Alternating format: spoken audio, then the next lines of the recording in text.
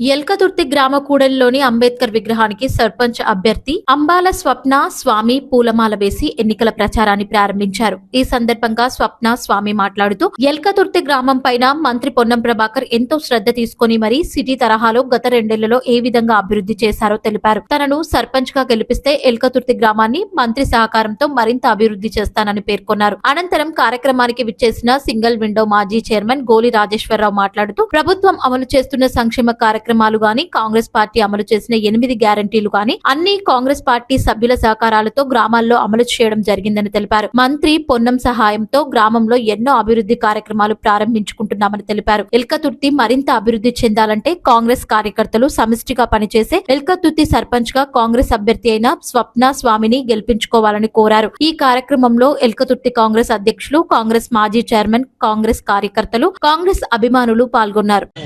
ఈరోజు అంబాల స్వప్న స్వామి గారి ప్రచారం అంబేద్కర్ గారికి కులమాల వేసి ప్రచారం మొదలుపెట్టడం జరుగుతున్నది. అందరూ గ్రామ ప్రజలందరూ స్వప్న స్వామి గారిని అత్యధిక మేరతో గెలిపించాలని కోరుకుంటున్నాం. మేము కూడా అందరం గ్రామ ప్రజలు కానీ కార్యకర్తలు కానీ గెలుపు కొరకు కృషి చేస్తామని తెలియజేస్తున్నాం. ఏ భేదాభిప్రాయాలు